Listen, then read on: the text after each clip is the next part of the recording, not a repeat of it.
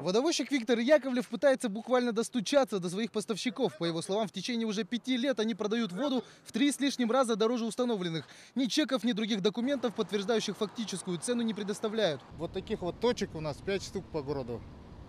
И вот он все взял в аренду от водоканал. Вот договор составляет на 42 рубля 4 копейки, а продает по 150. И чеков не выдает.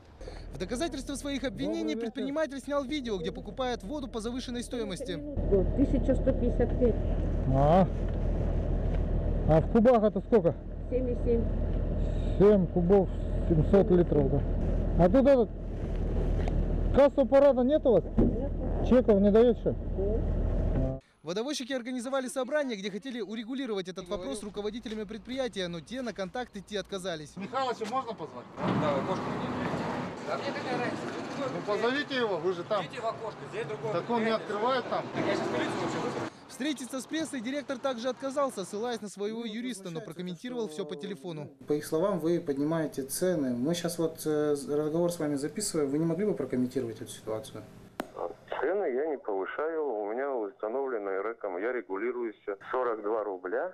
По словам руководителя региональной энергетической комиссии, цены за воду контролируются законом. Если есть превышение, то необходимо обратиться в ведомство. Но сделать это должны именно потребители. Это регулируемый вид деятельности, и мы ему утвердили тариф. Нам нужны жалобы потребителей, что нарушаются их права как потребителя, и мы тогда пойдем с проверкой и можем наложить штраф. Сейчас предприятие проверяет полиция. Правоохранители уже сделали контрольные закупки, зафиксировав их оперативными съемками. По результатам будет принято процессуальное решение. Водовозчики готовы идти до конца, лишь бы поставщик опустил цены. Штрафы весьма внушительные. Для предприятия они могут достигать 100 тысяч рублей. Кроме того, контролирующие органы имеют право забрать излишнюю выручку за весь период совершения правонарушений, если такое подтвердится. Ульян Бояркин, Роберт Набиев, Денис Попов, Вести, Якутск.